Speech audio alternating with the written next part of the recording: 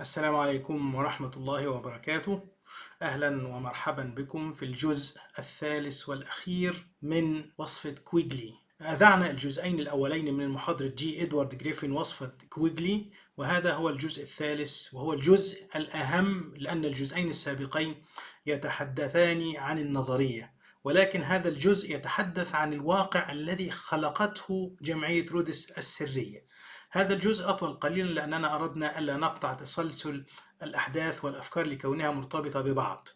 في هذا الجزء المهم يتحدث المحاضر جي إدوارد جريفن عن أثر هذه الجمعية السرية على الواقع وخطتها في دفع أفرادها للإمساك بمراكز القوة في المجتمع. يتحدث بالأخص عن تأثيرها في أمريكا، فيذكر مجلس العلاقات الخارجية الأمريكي، وهو المجلس الحاكم لأمريكا، وهو النسخة الأمريكية للمعهد الملكي للشؤون الدولية في بريطانيا وكندا وأستراليا، وبالتالي فهو المجموعة الأمامية للمائدة المستديرة الأمريكية. هذه المائدة المستديرة كانت في البداية هي مجموعة جي بي مورجان، ثم تحولت إلى مجموعة روكفيلر. فمجلس العلاقات الخارجية هو الدائرة الخارجية لمجموعة روكفيلر، وهم أصحاب البنوك وشركات البترول الأمريكية الرئيسية ومساهمين رئيسيين في الاحتياط الفيدرالي الأمريكي وغير ذلك كما تعلمون.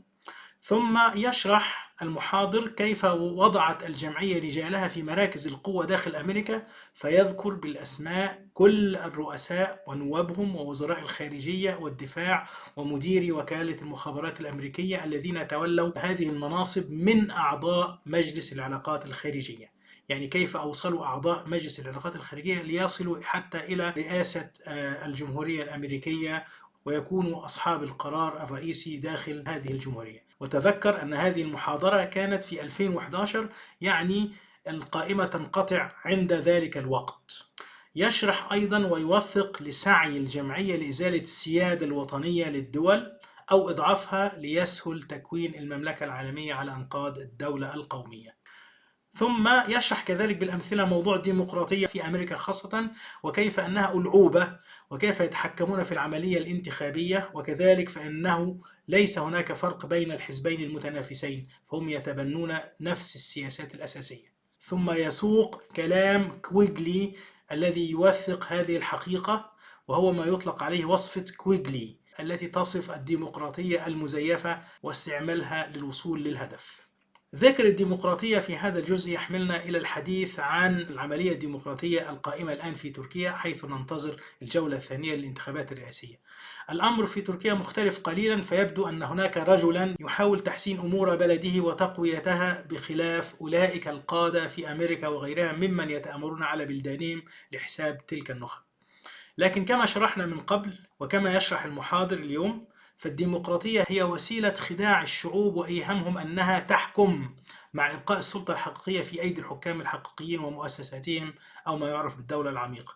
ولذا فإن غاية حكم أردوغان هو تحسين شروط العبودية داخل النظام العالمي القائم، فلا يستطيع تغيير لا التعليم ولا المناهج ولا الاحتكام للشريعة في القضاء ولا الاقتصاد ولا الحياة الاجتماعية، لكن هناك بعض المكتسبات وأهمها حقوق المسلمين. الخشية هنا أن يتعلق المسلمون بهذا النظام الكاذب للحكم، وأن يعتقدوا أنهم يمكن عن طريقه الخروج من ربقة النظام العالمي أو تحكيم شريعة الله في جوانب الحياة المختلفة. لا، لم يحدث ذلك في التاريخ ولن يحدث في المستقبل. التغيير الحقيقي لا يحدث بالتدريج، بل يكون دفعة واحدة كما فعل أتاتورك، فأزال إرث أكثر من 1000 عام من الدولة الإسلامية في 2 أو 3.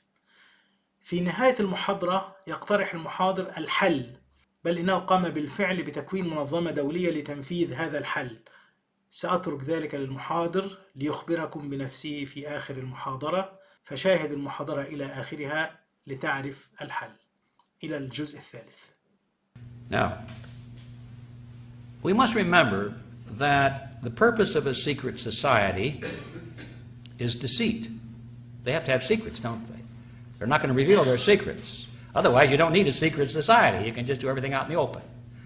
So if you have to guard secrets and people ask you to explain what it is you're doing, you cannot say, well, we're doing this, this, and this. You have to lie about it. That's just logic. And so we find a lot of this going on. The members of this secret organization lie. They lie through their teeth, and they think it's an honorable thing to do because they're preserving the secret. It's not a lie to them. It's just a necessary public relations gesture. And, you find this throughout, but there's a classic example I would like to share with you. One of the most, or the better known of these people, one of the more prominent members of Milner's kindergarten, which we discussed a moment ago, his name was Arnold Toynbee. Now, he's a very famous historian, isn't he? Everybody's heard of Arnold Toynbee, a renowned historian. He was professor at the London School of Economics, where they teach collectivism, global government. He was the director of studies at the Royal Institute of International Affairs, which was a front group for the Round Table. He was a British intelligence agent and the author of a 12-volume work called A Study of History, which extols the virtue of world government based on the model of collectivism. And in November 1931, in that issue of the International Affairs publication, which was the official publication of this front group, this round table, which was to be read primarily only by its members. It wasn't to be read by people like us, where they can lower their guard and speak the truth, not expecting anybody to really catch it. This is what he said. Toynbee said, "I will hereby repeat that we are at present working discreetly, but with all of our might, to wrest this mysterious political force called sovereignty out of the clutches of the local national states of our world. And all the time we are denying with our lips what we are doing with our hands. Good for us." See, this is what you would expect from a secret society. It should not be a shock to anybody. But I put it in because some people still find it hard to believe that their politicians or anybody in prominence would not tell the truth. Now, world government doesn't just happen by writing articles or books. It happens only when people come into control of the power centers of society and drive society into world government. And Quigley explains how this came about. He said, and I quote, "Through Lord Milner's influence, these men were able to win influential posts in government, in international finance, and become the dominant influence in British imperial affairs and foreign affairs up to 1939. In 1909 through 1913, they organized semi-secret groups known as roundtable groups in the chief British dependencies and in the United States. These still function in 8 countries.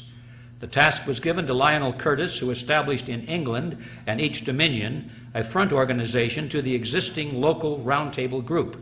This front organization, called the Royal Institute of International Affairs, had as its nucleus in each area the existing submerged roundtable group. In New York, it was known as the Council on Foreign Relations and was a front for J.P. Morgan and Company." I hope you were awake and heard all of that.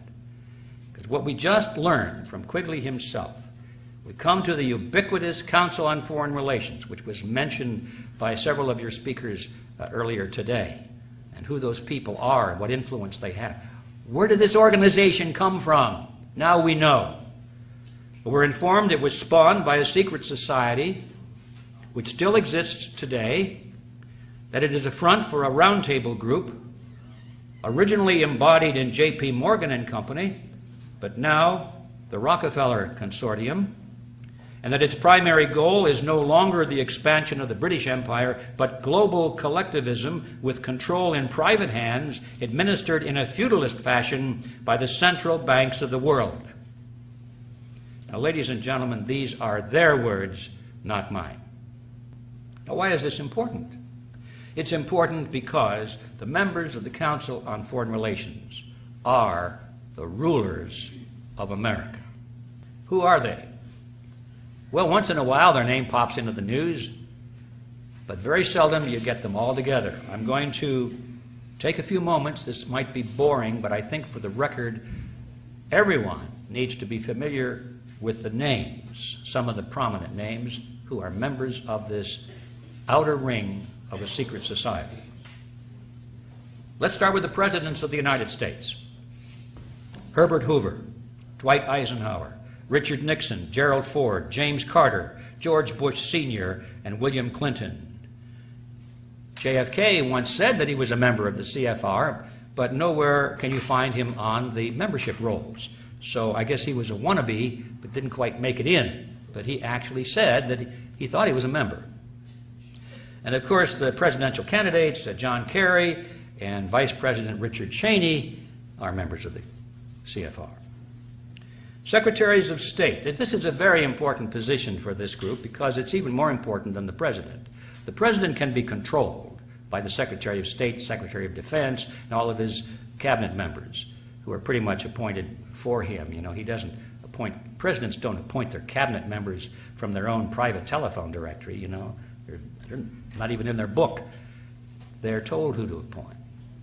Anyway, here are the Secretaries of State, perhaps the most important position in the United States government as far as the CFR is concerned. Dean Rusk, Robert Lansing, Frank Kellogg, Henry Stimson, Cordell Hull, E.R. Stettinius, George Marshall, Dean Acheson, John Foster Dulles, Christian Herter, Dean Rusk, William Rogers, Henry Kissinger, Cyrus Vance, Edmund Muskie, Alexander Haig, George Shultz, James Baker, Lawrence Eagleburger, Warren Christopher, William Richardson, Madeleine Albright, Colin Powell, and of course, Condoleezza Rice. Did we leave anybody out? I don't think so. Now, Secretaries of Defense, also very important. James Forrestal, George Marshall, Charles Wilson, Neil McElroy, Robert McNamara, Melvin Laird, Elliot Richardson, James Schlesinger, Harold Brown, Caspar Weinberger, Frank Colucci, Richard Cheney, Les Aspin, William Perry, William Cohen, and Donald Rumsfeld. Directors of the CIA, pretty important. Walter Smith, William Colby, Richard Helms, Alan Dulles, John McCone, James Schlesinger, George Bush Sr., Stansfield Turner, William Casey, William Webster, Robert Gates, James Woolsey, John Deutsch, William Studeman, George Tenet, Porter Goss, and Michael Hayden. Now, some better-known corporations with CFR members at the board of directors or chief executive levels, where they dominate these huge corporations. It's quite a list. I had to trim this down, believe it or not. Here are just a few. Atlantic Richfield Oil Company, AT&T, Avon Products, Bechtel Construction Group, Boeing Company, Bristol Myers Squibb, Chevron, Coca-Cola and Pepsi-Cola, Consolidated Edison of New York, Exxon, Dow Chemical, DuPont Chemical, Eastman Kodak, Enron, Estee Lauder, Ford Motor, General Electric, General Foods, Hewlett-Packard, Hughes Aircraft, IBM, International Paper, Johnson & Johnson, Levi Strauss & Company, Lockheed Aerospace, Lucent Technologies, Mobil Oil, Monsanto, Northrop, Pacific Gas and Electric, Phillips Petroleum, Procter & Gamble, Quaker Oats, SBC Yahoo, Shell Oil, SmithKline Beecham Pharmaceuticals, Sprint Corporation, Texaco, Santa Fe Southern Pacific Railroad, Teledyne, TRW, Southern California Edison, Unicol, United Technologies, Verizon Communications, Warner Lambert, Weyerhaeuser, and Xerox, to mention just a few. Now, in the media, also very important in controlling the thinking processes of the American people. We find CFR members in the management and operational positions at the Army Times, Associated Press, Association of American Publishers, Barron's, Boston Globe, Business Week, Christian Science Monitor, Dallas Morning News, Detroit Free Press, Detroit News, USA Today, Wall Street Journal, Los Angeles Times, New York Post, San Diego Union Tribune, Times Mirror, Random House, W.W. Norton and Company, Warner Books, American Spectator, Atlantic, Harper's Farm Journal, Financial World, Insight, Washington Times, Medical Tribune, National Geographic, National Review, New Republic, New Yorker, Newsday, Newsmax, Newsweek, Pittsburgh Post-Gazette, Reader's Digest, Rolling Stone, Scientific American, Times Warner, Time, U.S. News and World Report, Washington Post, ABC, CBS, CNN, NBC, PBS, RCA, the Walt Disney Company, and of course, Rupert Murdoch. Media personalities, the talking heads, include David Brinkley, Tom Brokaw, William Buckley, Peter Jennings, Bill Moyers, Dan Rather, Diane Sawyer, Barbara Walters, Katie Couric, and Andrea Mitchell, who's the wife of Alan Greenspan, former chairman of the Federal Reserve System. Of course, Alan is a member of the Council on Foreign Relations. Labor unions and with CFR members in key positions include AFL-CIO, United Steelworkers of America, United Auto Workers, American Federation of Teachers, Bricklayers and Allied Craft, Communication Workers of America, Union of Needle Trades, and Amalgamated Clothing and Textile Workers. All the big ones. In the tax-exempt foundations and think tanks, the number of CFR members in controlling positions is 443. Some of the better-known names are the Sloan and Kettering Foundation, Aspen Institute, Atlantic Council, Bilderberg Group, Brookings Institute, Carnegie Endowment for International Peace, Carnegie Foundation, Ford Foundation, Guggenheim Foundation, Hudson Institute, John and Catherine MacArthur Foundation, Mellon Foundation, Rand Corporation, Rhodes Scholarship Selection Commission, Rockefeller Foundation, and Rockefeller Brothers Fund, the Trilateral Commission, and the UN Association. In the universities, the number of CFR members who are or have been professors, department chairmen, presidents, or board members is 563. My last count. Could be different today, probably more. In the financial institutions such as banks, the Federal Reserve, stock exchanges, and brokerage houses, the number of CFR members with controlling positions is 284. Now, ladies and gentlemen, that gives you an idea. We could go into other areas, but bear in mind that the total membership of this group is about 4,000 people. Now, there are a lot of churches in your hometown that have memberships equal to or larger than that. Wouldn't it be curious if you were to discover that the members of that one church held all of these positions in society? Wouldn't you be curious as to what's going on? But first you'd have to know about it. And how would you know about it if the channels of communication by which you might be informed of it are also controlled by these same people? You see the magnitude of the problem we face. I'd like to emphasize that the CFR is not the inner core of a secret society, but it's at least 2 rings out.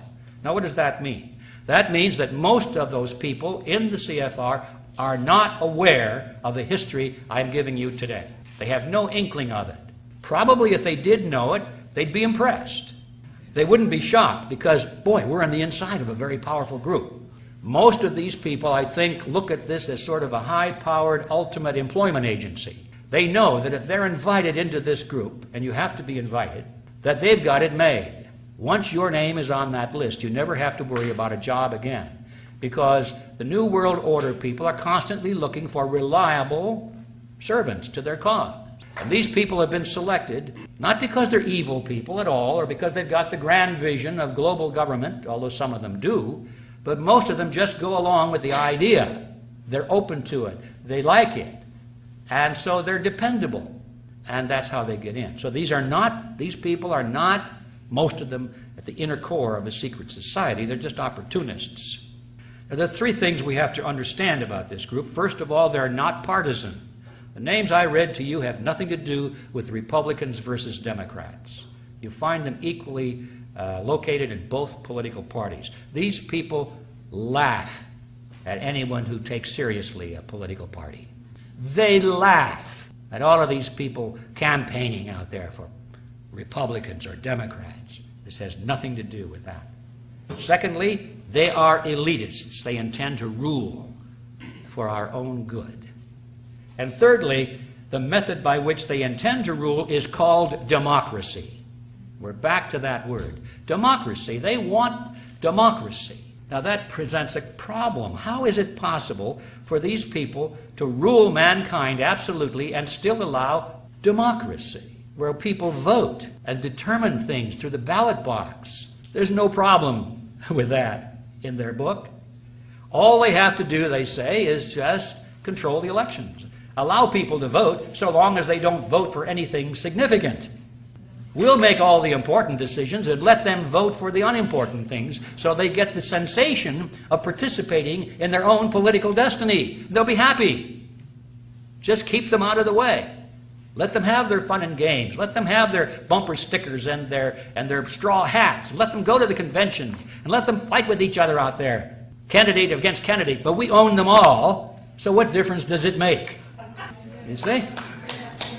You're getting the picture. Now, Quigley himself described this in very approving terms. He likes that idea. Here's what he said. The national parties and their presidential candidates, with the Eastern establishment assiduously fostering the process behind the scenes, moved closer together and nearly met in the center with almost identical candidates and platforms.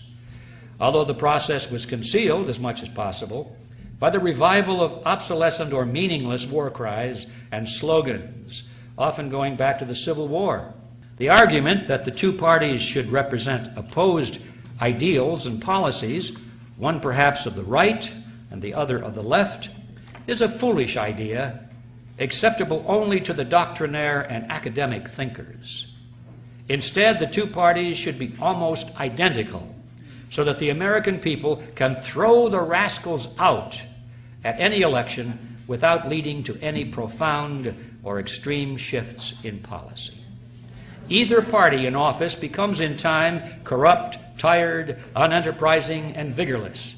Then it should be possible to replace it every 4 years, if necessary, by the other party, which will be none of these things, but will still pursue with new vigor approximately the same basic policies. And there you have it. Does it sound familiar? Yes. This is the system that we have been living under, ladies and gentlemen, since World War I. Now, what are these basic policies? The creation of the New World Order, based on the model of collectivism. That's it. Everything else is secondary. You can have fiscal responsibility, you can have wars, no wars, as long as you're moving constantly in that same direction. That's the same basic policy that they demand from all candidates and the two major political parties. It's hard to put that into focus because we slept through a lot of this. I did. I didn't even know it was going on for most of my life. So I look back in history and I could see it clearly now that I understand the template. And the good place to start was with the Panama Canal. We gave it away, didn't we? Did the American people want that? No. Republicans didn't want it. Democrats didn't want it. The voters didn't. But both parties united and gave away the Panama Canal because that was the goal of the CFR. Republicans call for war in the Middle East, and they advocate that we give more power to the UN. The Democrats call for peace in the Middle East and advocate that we give more power to the UN. And after the Democrats came to a majority in the last election, we thought, they're going to pull the troops out and have peace in the Middle East. No changes really. They talk a lot about peace, but they continue to fund all of the Mr. Bush's war measures. They complain a lot, they grumble, they give speeches, but when it comes to the vote, they continue the same policies, because that is what the goal is of the Council on Foreign Relations. Republicans promote legislation to restrict rights in the name of anti-terrorism and national security. The Democrats give speeches of deep concern about that and then vote for those laws. The electorate doesn't want that. Republicans or Democrats, voters, they don't want that, but that is the goal of the Council on Foreign Relations. As a matter of fact, almost all of this legislation was written by members of the Council on Foreign Relations long before 9/11. They were just waiting for an excuse to put it into effect. Democrats promote legislation to restrict freedom in the name of stopping global warming. Republicans object and say that's not based on scientific fact, and then they vote for those laws. The electorate doesn't want that. Republicans or Democrats, they don't want that, but that is the goal of the Council on Foreign Relations. Republicans advocate laws that will restrict your freedom of speech because it might be seditious and damage national security. Democrats don't like that. They think that's terrible. So what's their answer? They promote legislation to restrict your speech because it might be hate speech. But both of them agree on the right to restrict your speech if they want to do so, because that is the goal of the Council on Foreign Relations. The American people don't want that. Republicans give speeches on the danger of illegal immigration. Don't do anything about it, but they give good speeches on it. The Democrats give speeches about compassion, but then they both unite in merging the United States with Canada and Mexico so that the issue of immigration becomes a non-issue. The American people don't want that. The Mexican people don't want that. The Canadian people don't want that, but that is the goal of the CFR. Republican leaders who run corporations that build election or electronic voting machines steal elections using software, using machines that not only are capable of being hacked, but, ladies and gentlemen, they were designed to be hacked. And the Democrats, so far, who have lost these elections, they don't do anything about it, you've noticed. They just say, oh, golly, I wonder if the election was stolen. Did Mr. Bush really win that election? And Mr. Kerry and Mr. Gore don't really do anything about it. They actually block any serious groundswell of opposition to it. Now that the new elections are on hand, we find that the rigging of the elections are being used to promote certain Democrats. You see, this has nothing to do with Democrats versus Republicans. This has to do with the Quigley formula. Rigged elections is the ultimate form of the Quigley formula, giving people the illusion that they participated in their own political destiny because, by golly, they went to the polls and they touched the screen and the light went on and they got their little sticker that says, I voted. And they have no idea what went on inside that machine when the numbers were counted. Or they get a piece of paper and they put it through a scanner. So, I got the piece of paper, see? And it goes into a scanner. They have no idea what goes on inside that scanner and how the numbers come out. That is the ultimate embodiment of the Quigley formula. What we're dealing with here is a phony wrestling match. Elections today, ladies and gentlemen, are about the same thing as a rigged wrestling match. They go through and put on a great show in the ring. But when it's all over, they meet in the locker room, put their arms around each other, say, boy, that was a good show you put on there. And they go out and have a beer. Americans have become like tennis balls in a tennis match. Wham! From one side to the other side. Republicans, no, we don't like the Republicans this year, so we vote Democrat. Now they're the good guys, right? Wham! They turn out to be the bad guys. So back we go to the Republicans again. Back and forth, back and forth. And in this game, yeah, the players can sometimes win a game. But we, the tennis balls, never win anything. We've got to stop being tennis balls and realize what's really going on out there. So people don't vote for a candidate so much anymore. They don't like any of them. They're beginning to suspect this whole thing is foul. But they now vote against candidates. They're going to vote for the lesser of two evils. Isn't that smart? And then they wonder how come they got evil. Because they've been voting the lesser of two evils all their lives. They don't like anybody. Well, sometimes they do, but generally this is the politics of hate. I don't like this candidate, but I hate that one, and we can't let him get into office. And voters are putty in the hands of these psychopoliticians who know how to manipulate them. I think the average voter today, trying to figure out who to vote for on the basis of choosing between Republicans or Democrats, he's got about as much chance of figuring out what's going on and making a correct decision. We haven't a clue. And that's the problem we're facing. I could talk a little bit more about the cheerleaders, Rush Limbaugh, Michael Moore, organizations like Accuracy in Media, organizations like Move On. All of these are cheerleaders. They're cheerleaders for the phony wrestling match. Some of them are very good at exposing the corruption in one party, but they're totally blind to any corruption in the party that they represent. And the others are totally good at exposing the corruption in the other party, but they're totally blind to their assigned loyalty. We've got to get clear on these phony cheerleaders as well. So now we come finally to the solution. What is the solution to this? Silence has fallen across the room here. Ask anyone. They'll tell you. There isn't any. Collectivism has won. These people have won. They control the power centers of society. You really think that you're going to break the grip of these people that run the elections? They control the elections, the political parties, the media. They're your employers. They run the military. They have the CIA. You think you're really going to break the grips of these people? Let's face reality. They've won. We've lost. Those who benefit from it are too happy with it. Those who serve it and are are subject to it, are afraid of it. They don't want to stand up for fear it might be bad for their reputation or business. They're not going to do anything. So it's over. Get used to it. But wait a minute. I just had an idea. What would happen, do you suppose, if just 2% of the people knew what was really going on and they were no longer willing to play this game?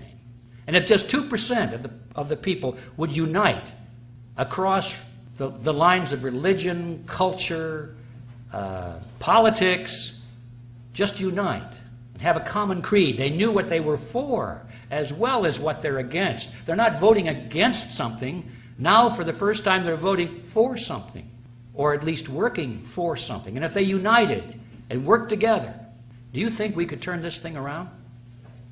I think so. I think so, definitely.